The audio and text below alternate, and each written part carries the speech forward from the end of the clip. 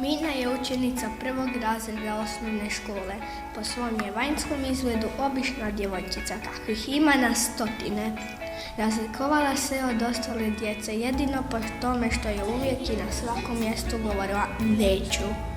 To je gotovo prešlo u naviku. Ima trenutaka kad je itekako potrebno reći neću, ali Mina je u tome pretjerivala.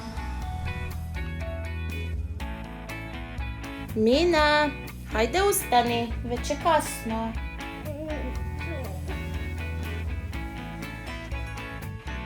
Mina, požuri, popij bijelu kavu, zakasnit ćeš u školu. Neću, ne pije mi se.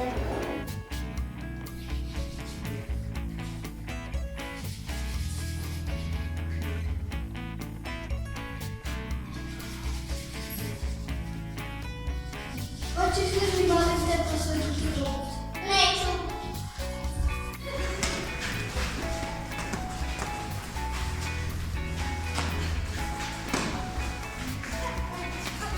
Mira, hoćeš li igrati s nama lovice?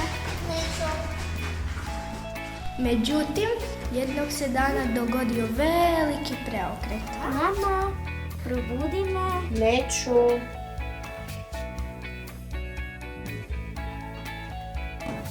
Mama, molim bijelu kavu. Neću. I tako je Mina otišla u školu.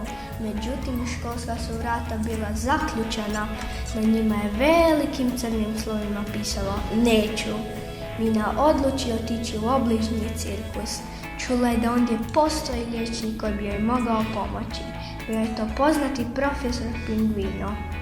Kako je profesor Pingvino utjecao na Minu, pročitajte najnoviju slikovnicu jedne od najboljih dječjih spisateljica Sunčane Škrinjarić pod nazivom Gospođica neću.